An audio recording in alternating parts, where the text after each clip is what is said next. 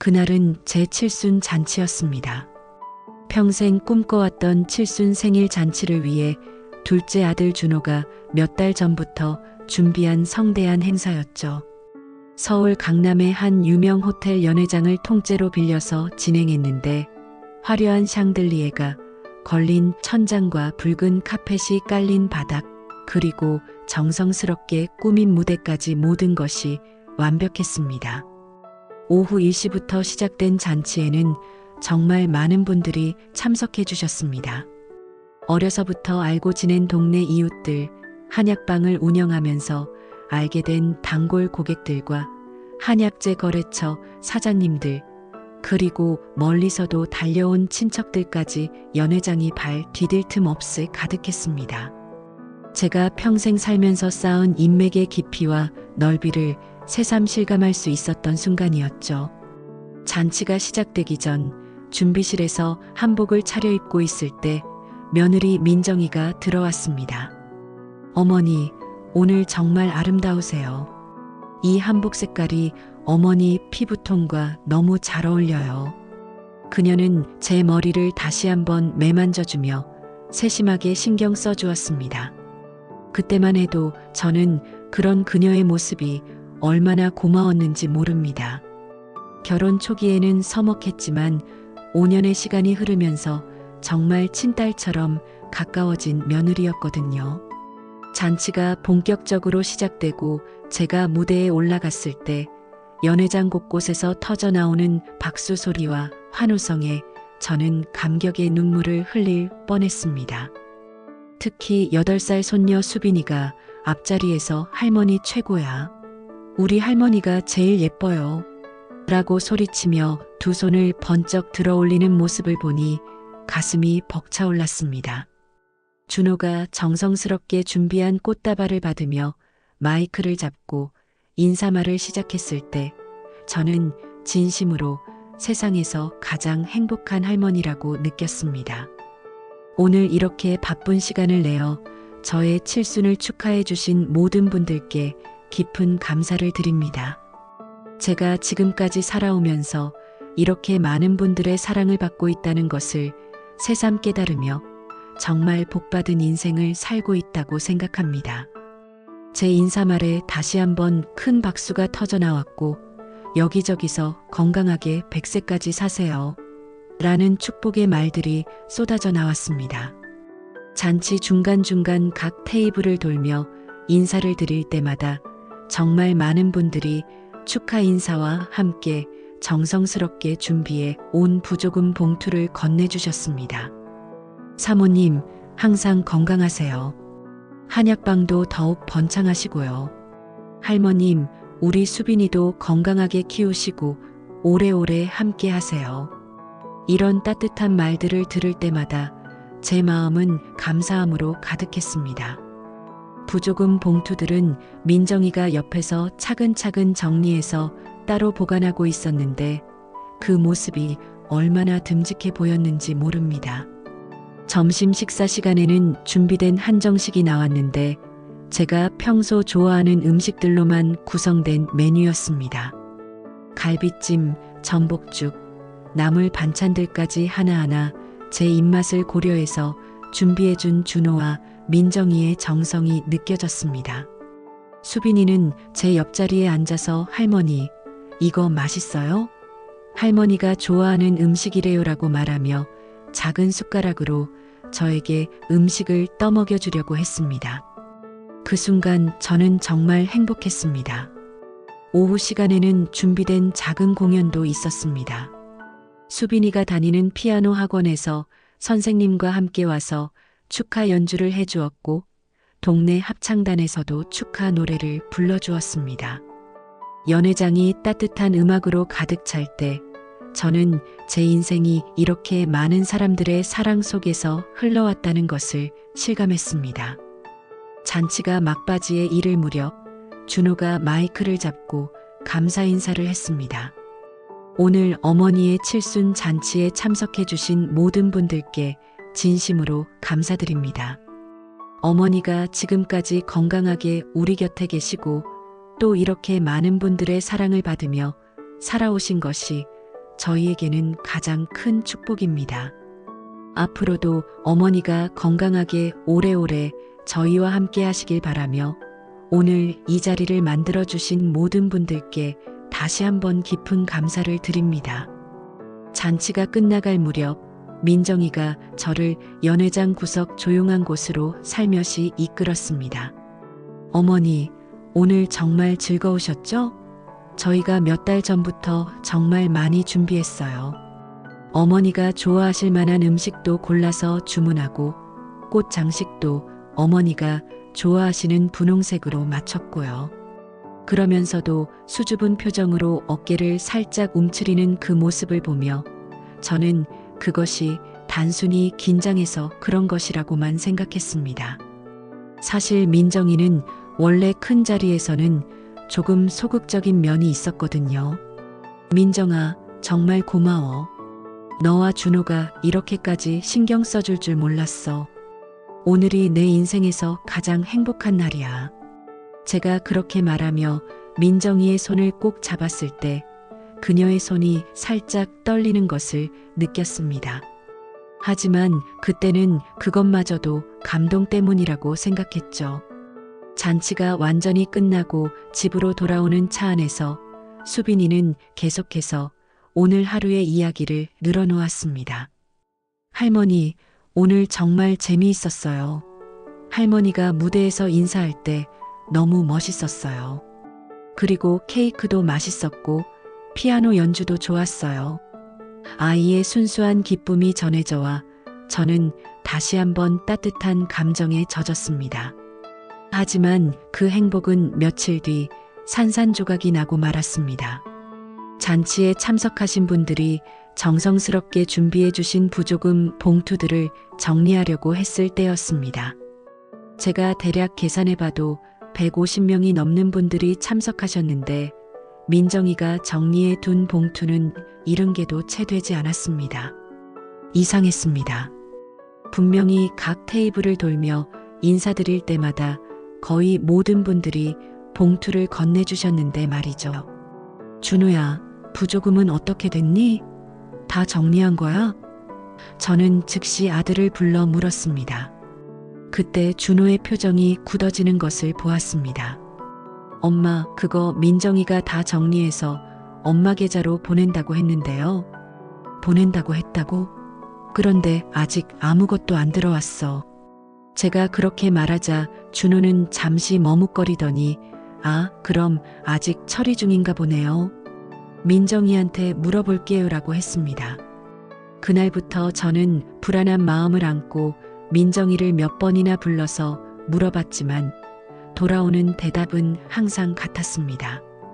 어머니, 지금 은행에서 정리하고 있어요. 곧 이체될 거예요. 하지만 일주일이 지나도 그리고 2주일이 지나도 제 계좌에는 아무것도 들어오지 않았습니다. 그때부터 저는 뭔가 잘못되었다는 직감이 들기 시작했습니다. 이 조직적 횡령의 발견. 문제는 부조금 사건 이후부터 본격적으로 시작되었습니다.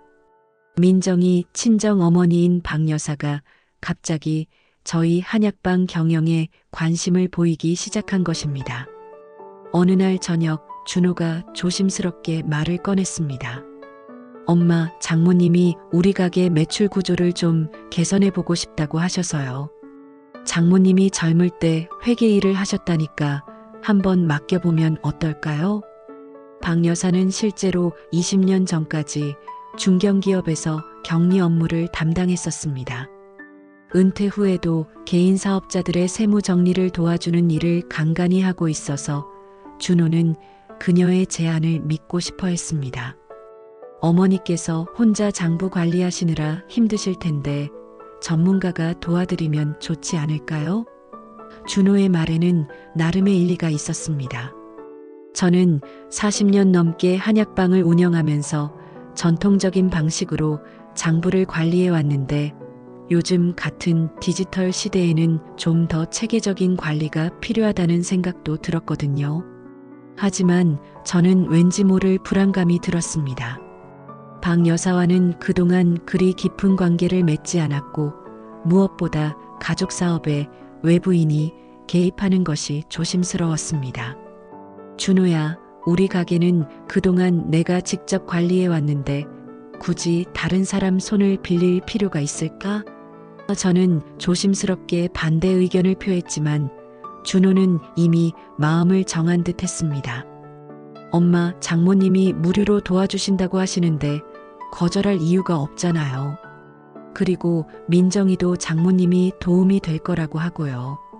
결국 저는 반대를 관철시키지 못하고 박 여사가 한약방 회계 업무를 담당하는 것을 허락할 수밖에 없었습니다. 그녀는 첫날부터 아주 체계적으로 접근했습니다. 기존의 수기 장부를 모두 컴퓨터로 옮기겠다며 엑셀 프로그램을 이용해 새로운 장부 시스템을 만들었습니다. 어머님, 이제 모든 거래가 전산으로 관리되니까 훨씬 정확하고 편리해질 거예요. 세무서에 신고할 때도 간편하고요. 처음 일주일 정도는 모든 것이 순조로워 보였습니다.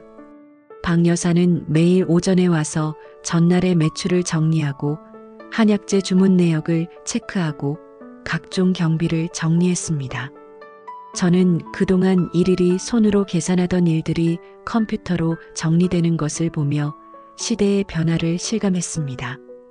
역시 전문가는 다르네요. 이렇게 깔끔하게 정리될 줄 몰랐어요. 저는 박 여사에게 고마움을 표현했습니다. 하지만 한 달쯤 지나면서 이상한 점들이 하나둘씩 눈에 띄기 시작했습니다. 평소보다 한약재 구입비가 많이 나가는 것 같았고 무엇보다 현금 흐름이 예전과 달랐습니다. 저는 40년 넘게 이 일을 해왔기 때문에 대략적인 매출과 지출 규모를 감각적으로 알고 있었는데 뭔가 맞지 않는다는 느낌이 들었습니다. 드디어 견디다 못해 장부를 직접 확인해 보기로 했습니다. 어느 날 오후 박 여사가 없는 사이에 컴퓨터에 저장된 장부를 열어봤습니다. 그리고 그곳에서 충격적인 사실을 발견했습니다. 오랫동안 거래해온 한약재 도매상 김 사장님으로부터 구입한 당귀의 가격이 평소의 2배 이상으로 기록되어 있었던 것입니다. 저는 즉시 김 사장님께 전화를 걸어 확인했습니다. 사장님, 지난달 당귀 단가가 왜 이렇게 올랐나요? 평소보다 2배 이상 비싸게 나와 있는데요. 김 사장님의 답변은 제 의심을 확신으로 바꿔주었습니다. 무슨 말씀이세요? 오히려 단골이라고 10% 할인해 드렸는데요. 영수증 다시 확인해 보세요. 그 순간 저는 등골이 오싹해지는 것을 느꼈습니다. 명백한 장부 조작이었습니다.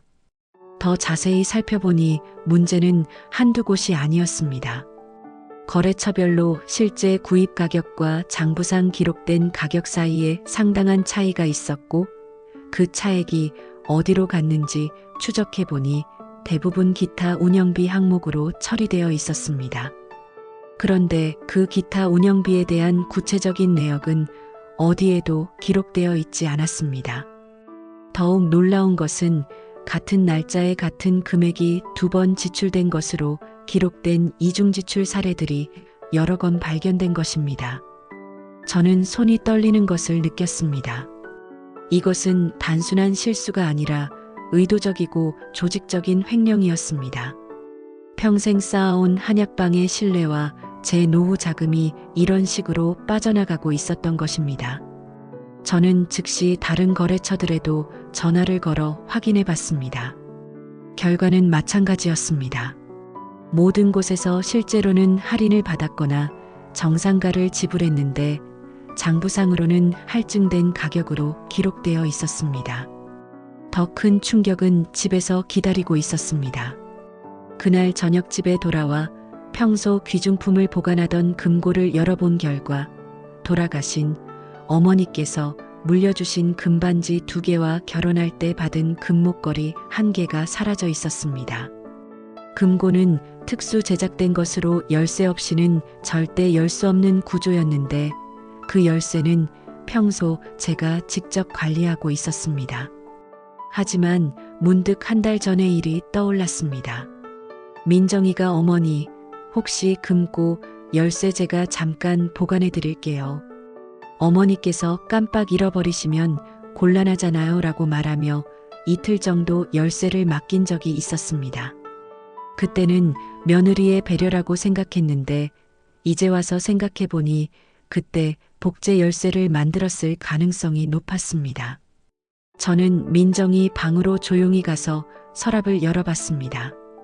그곳에서 고급 성형외과 진료카드와 여러 장의 영수증들을 발견했습니다. 그 진료카드 뒷면에는 민정이 이름과 함께 박 여사의 이름도 적혀 있었습니다. 영수증들을 자세히 살펴보니 성형외과 진료비부터 시작해서 고급 화장품, 명품 가방까지 상당한 금액의 구입 내역이 있었습니다. 그리고 그 일자들은 모두 박 여사가 저희 한약방 회계를 담당하기 시작한 이후의 날짜들이었습니다. 모든 퍼즐 조각이 맞춰지는 순간이었습니다.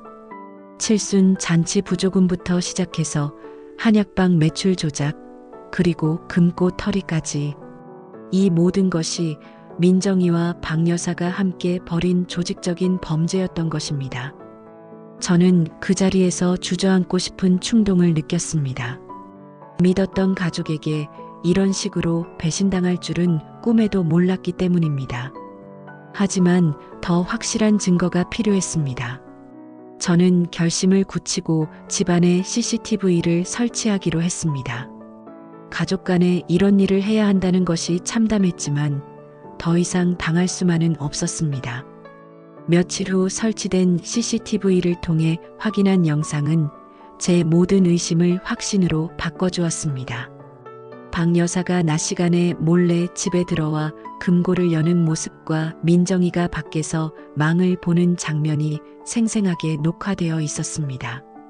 더 이상 변명할 여지가 없는 명백한 증거였습니다. 더 이상 참을 수 없었던 저는 며칠간 고민 끝에 변호사 사무실을 찾아가기로 결심했습니다. 시내에 있는 한 법무법인을 찾아가 상황을 자세히 설명했습니다. 변호사는 제가 준비해간 모든 자료들 마이너스 조작된 장부, CCTV 영상, 성형외과 영수증들, 그리고 거래처에서 확인받은 실제 거래 가격 증명서들을 꼼꼼히 검토했습니다. 어머님, 이 정도면 절도와 횡령 모두 충분히 성립됩니다. 특히 CCTV 영상은 결정적 증거가 될 것 같고요. 장부 조작도 금액이 상당하니 형사처벌이 가능합니다. 변호사의 말에 저는 마음이 무거워졌습니다. 다만 가족 간의 문제라 감정의 골이 깊어질 수 있고 특히 손녀분에게도 상당한 영향을 미칠 수 있으니 신중하게 판단하셔야 합니다. 저는 고개를 끄덕였습니다. 이미 충분히 고민했던 부분이었습니다. 하지만 이대로 넘어간다면 앞으로도 계속 당할 것이 뻔했고 무엇보다 제가 평생 일궈온 것들이 모두 사라질 수도 있었습니다. 변호사님, 일단 고소장 준비해 주세요. 그 전에 마지막으로 한 번 더 기회를 주고 싶습니다. 그날 저녁 저는 민정이를 따로 불러 앉혔습니다. 수빈이가 잠든 늦은 시간 거실에서 둘만의 대화를 나눴습니다. 민정아, 내일까지 내 엄마가 우리 집에서 가져간 모든 것들을 원상복구해라. 부조금부터 시작해서 한약방에서 빼돌린 돈, 그리고 금고에서 가져간 금부치들까지 전부 다 말이야. 금으로 바꿨든 현금으로 썼든 상관없어. 돌려놓지 않으면 내일 모레 경찰서에 고발장을 낼 거다. 민정이는 처음에는 발뺌을 하려 했습니다. 어머니, 무슨 말씀을 그렇게 하세요? 저희가 뭘 잘못했다고. 하지만 제가 CCTV 영상을 보여주자 얼굴이 새하얗게 변했습니다. 이건 오해예요. 엄마가 그냥 확인차 들어간 거예요. 확인이 무슨 확인이야? 금고 열쇠도 없이 어떻게 확인을 해? 그리고 이 영수증들은 뭐고? 결국 민정이는 울먹이며 고개를 끄덕였습니다. 어머니, 정말 죄송해요. 처음엔 부조금만 잠깐 빌렸을 생각이었는데 엄마가 자꾸 더 하자고 해서 저도 무서워서 말을 못했어요. 무서워서? 그럼 넌 피해자란 말이니? 내가 직접 금고 열쇠를 달라고 했잖아. 그리고 성형외과도 내가 직접 간 거고. 하지만 다음날 돌아온 것은 뜻밖의 반응이었습니다. 그날 오전 박 여사가 한약방으로 찾아와 문을 벌컥 열고 들어왔습니다. 어머님, 이게 무슨 망신입니까? 경찰서에 간다니 우리 딸을 도둑으로 몰고 싶으세요? 목소리부터 화가 나 있었습니다. 저는 조용히 자리에서 일어나 차분하게 말했습니다. 도둑이 아니라 증거가 있으니까 절도 혐의가 있는 사람이지요. 박 여사님께서 제 집 금고를 몰래 연 것도 CCTV에 다 나와 있고 한약방 장부 조작한 것도 모든 증거가 있어요. 그게 뭐가 잘못됐다고 그래요? 저희 딸이 잠깐 쓴 거고 다 갚겠다고 했잖아요. 그리고 금고 연 건 어머님이 허락하셨잖아요. 예전에 제가 들어가서 금반지도 보여드리고 그랬잖아요. 박 여사는 당당하기까지 했습니다. 그때는 제가 같이 있었죠. 그런데 CCTV에는 혼자 들어와서 금고 열던 모습이 나와요. 허락받은 게 아니라 훔친 거예요. 저는 단호하게 말했습니다. 박 여사는 한동안 말을 잃지 못하더니 이내 어이없다는 듯이 웃기 시작했습니다. 정말 시댁이라는 데가 이 정도예요? 딸 하나 잘못 뒀다고 멀쩡한 친정까지 도둑 취급하고. 좋아요. 앞으로 저희는 이 집하고 인연 끊겠습니다. 민정아, 짐 싸. 우리 나가자. 그렇게 소리를 지르며 문을 세게 닫고 나갔습니다. 그 다음 주 월요일 저는 경찰서에 정식으로 고발장을 접수했습니다. 담당 형사는 제가 가져간 증거 자료들을 보더니 고개를 끄덕였습니다. 시어머니께서 증거를 정말 잘 정리해 두셨네요. 이 정도면 수사 진행하는데 문제 없을 것 같습니다. 이런 가족 내 횡령 사건이 생각보다 많아요. 수사는 생각보다 빠르게 진행되었습니다. 박 여사의 계좌를 추적한 결과 한약방에서 빼돌린 돈이 여러 차례에 걸쳐 입금된 것이 확인되었고 그 돈으로 민정이와 함께 성형외과를 다니고 고급 제품들을 구입한 사실이 모두 드러났습니다. 더욱 놀라운 것은 부조금으로만 끝나지 않고 그 이후 한약방 매출을 조작해서 빼돌린 총액이 3천만 원이 넘는다는 사실이었습니다. 거래처 사장님들도 경찰 조사에 적극 협조해 주셨습니다. 사모님이 평생 정직하게 장사하시는 분인데 이런 일을 당하시다니. 제가 증언할 수 있는 건 다 도와드릴게요. 김 사장님의 말에 저는 감사하면서도 한편으로는 부끄러웠습니다. 한 달 후 박 여사는 횡령 혐의로 벌금 500만 원의 약식 기소 처분을 받았습니다. 민정이는 공범으로 분류되어 집행유예 1년을 선고받았습니다. 법정에서 민정이는 계속 고개를 숙이고 있었고 박 여사는 끝까지 억울하다는 표정을 지었습니다. 재판이 끝난 후 민정이가 조용히 다가와 말했습니다. 어머니, 정말 죄송해요. 처음에는 정말 잠깐만 쓸 생각이었어요. 부조금도 나중에 갚으려고 했고. 하지만 엄마가 자꾸 더 하자고 해서. 지금 와서 내 엄마 탓을 하는 거니? 너도 성형외과 가서 얼굴 바꾼 것도 명품 가방 산 것도 다 내 의지였잖아. 어머니 말씀이 맞아요. 제가 잘못했어요. 그런데 수빈이만은 제발. 민정이의 말을 저는 끊었습니다. 수빈이는 내가 걱정할 일이 아니야. 이제부터는 준호와 내가 책임질 거니까. 그렇게 민정이는 친정으로 돌아갔습니다. 준호는 민정이가 집을 나간 다음 날 저에게 말했습니다. 엄마, 저 이혼 절차 진행할게요. 수빈이랑 새 출발하고 싶어요. 그 말을 듣고 저는 마음이 놓이는 동시에 한편으로는 씁쓸했습니다. 그토록 사랑했던 며느리였는데 결국 이런 식으로 헤어지게 되다니. 이혼 서류는 금세 처리되었습니다.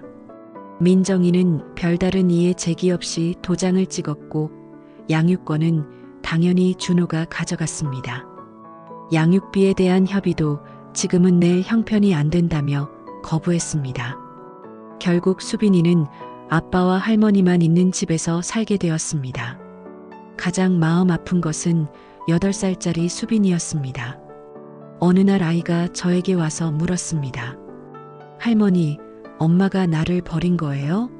친구들은 엄마가 어디 갔냐고 자꾸 물어봐요.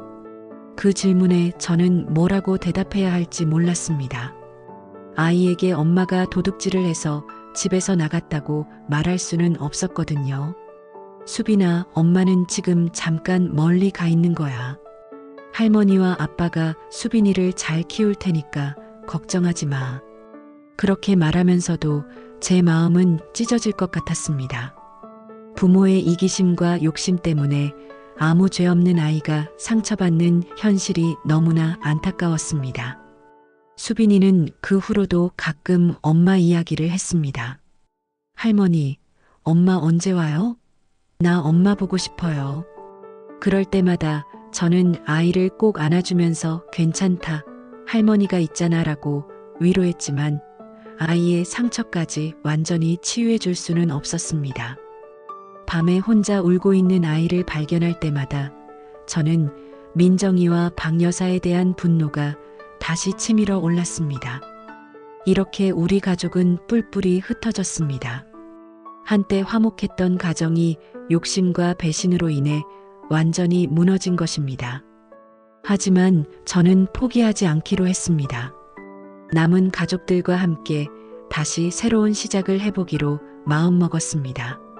시간이 흐르면서 저희 가족은 서서히 회복되기 시작했습니다. 처음에는 모든 것이 어색하고 힘들었습니다. 민정이가 사라지고 난 후 집안은 텅 빈 것처럼 느껴졌고 특히 8살 수빈이가 가장 큰 상처를 받은 것 같았습니다. 아이는 며칠 동안 말수가 줄어들었고 밤에 자주 악몽을 꾸며 울음을 터뜨렸습니다. 할머니, 나 엄마 때문에 나쁜 꿈 꿔요. 엄마가 어디론가 사라져버려요. 라고 말하는 아이를 달래는 것이 가장 힘든 일이었습니다. 하지만 준호가 놀라울 정도로 변화하기 시작했습니다. 전에는 회사 일에만 매달려 집안일에 별로 신경을 쓰지 않던 아들이 이제는 아침 일찍 일어나 수빈이 도시락을 직접 싸주고 저녁에는 일찍 퇴근해서 아이와 시간을 보내려고 노력했습니다. 엄마, 제가 이제 수빈이 아빠 역할을 제대로 해보겠어요. 그동안 너무 의존만 했네요. 라고 말하는 준호의 모습에서 진정한 가장의 모습을 보게 되었습니다. 저 역시 수빈이와 보내는 시간을 늘려나갔습니다. 학교에서 돌아온 아이와 함께 숙제를 하고 주말에는 도서관이나 미술관을 함께 다녔습니다. 처음에는 조심스럽게 접근했지만 아이는 생각보다 빨리 적응해 나갔습니다. 할머니, 오늘 도서관에서 재미있는 책 빌렸어요. 같이 읽을까요? 라고 말하며 제 무릎에 기대어 앉는 수빈이를 보면서 이 아이가 얼마나 강하고 똑똑한지를 새삼 깨달았습니다.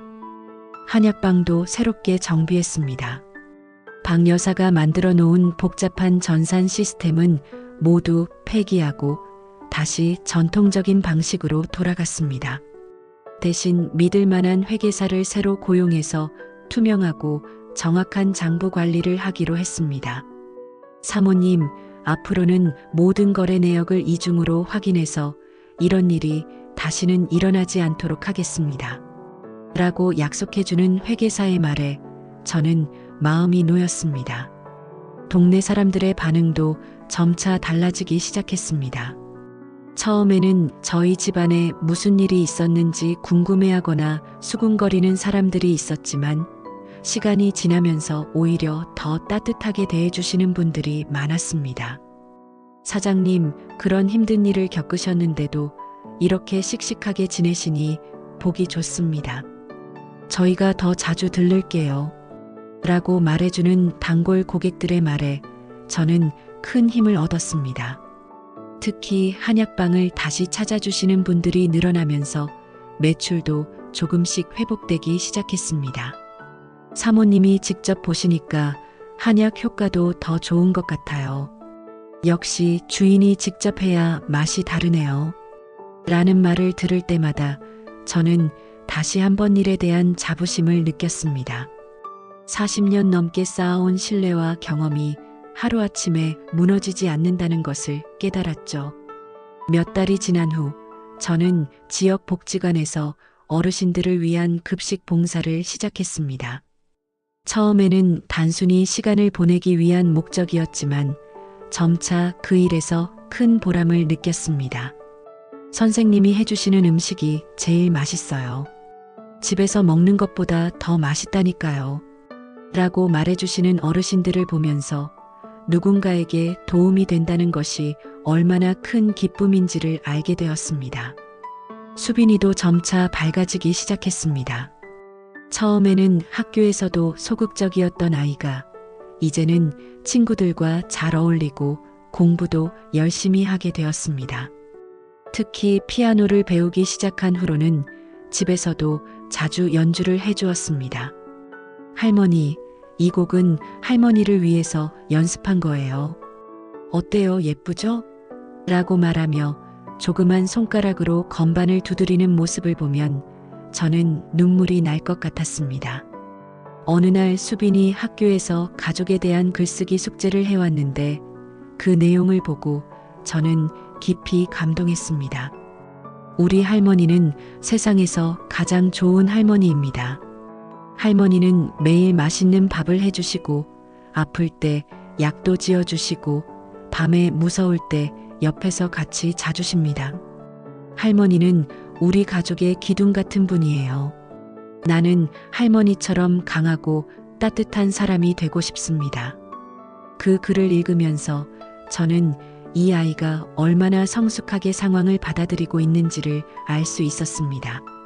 동시에 제가 지금까지 올바른 길을 걸어왔다는 확신도 들었습니다. 아이에게는 완전한 가정의 모습을 보여줄 수는 없었지만 대신 진정한 사랑과 따뜻함을 전해줄 수 있었던 것 같습니다. 한편으로는 민정이에 대한 소식도 가끔 들려왔습니다. 동네 분들을 통해 들은 이야기로는 작은 디저트 카페에서 일하고 있다고 했습니다. 예전보다 많이 조용해졌고 사람들을 피하지 않고 인사는 하지만 깊은 대화는 나누지 않는다고 했습니다. 어느 날은 수빈이 학교 앞에서 멀리 서 있는 것을 봤다는 이야기도 들었습니다. 그 소식을 들었을 때 저는 복잡한 감정을 느꼈습니다. 분노나 미움은 아니었지만 그렇다고 동정심도 아니었습니다. 그저 시간이 남긴 무거운 감정 같은 것이었죠. 하지만 더 이상 그녀에게 마음을 빼앗기고 싶지는 않았습니다. 이제 저의 관심은 오로지 수빈이와 준호, 그리고 저희의 새로운 삶을 만들어가는 것에만 집중되어 있었습니다. 어느 날 민정이에게서 직접 연락이 왔습니다. 짧은 문자 메시지였습니다. 어머니, 수빈이는 잘 지내고 있나요? 사진 한 장만 보내주실 수 있을까요? 괜찮으시다면요. 저는 잠시 망설였지만 결국 얼마 전 수빈이가 피아노 발표회에서 연주하는 모습을 찍은 사진을 보냈습니다. 아이가 가장 자신감 있고 행복해 보이는 순간의 모습이었습니다. 답장은 오지 않았습니다. 하지만 저는 그것만으로도 충분하다고 생각했습니다. 민정이가 수빈이를 그리워하고 있다는 것은 알겠지만 그렇다고 해서 다시 예전으로 돌아갈 수는 없는 일이었습니다. 너무 많은 것들이 부서졌고 신뢰는 한번 깨지면 다시 복구하기 어려운 것이니까요. 계절이 바뀌면서 저희 가족의 일상도 안정을 찾아갔습니다. 준호는 더욱 책임감 있는 아버지가 되었고 수빈이는 건강하고 밝은 아이로 자라났습니다. 한약방도 예전보다 더 투명하고 체계적으로 운영되고 있었습니다. 무엇보다 저는 더 이상 누군가를 무조건적으로 믿고 의존하지 않게 되었습니다. 대신 스스로를 지킬 줄 아는 강한 사람이 되었죠. 어느 날 저녁 수빈이가 제게 와서 말했습니다. 할머니, 나 정말 행복해요. 할머니와 아빠가 있어서 너무 좋아요. 우리 가족이 세상에서 제일 좋아요. 그 순간 저는 깨달았습니다. 진정한 가족은 혈연 관계나 법적 관계가 아니라 서로를 진심으로 사랑하고 지키려는 마음에서 만들어진다는 것을, 그리고 우리는 이미 그런 가족이 되어 있었다는 것을 말입니다. 이제 저는 더 이상 과거의 상처에 매달리지 않습니다. 대신 매일매일을 감사하며 살아가고 있습니다. 아침에 일어나 수빈이의 웃음소리를 듣고 준호가 엄마 고생 많으세요라고 말해주는 것, 그리고 한약방에서 손님들과 나누는 따뜻한 대화들, 이 모든 것들이 제게는 더없이 소중한 일상이 되었습니다. 상처는 남았지만 그 위에 새로운 행복이 차곡차곡 쌓여가고 있습니다.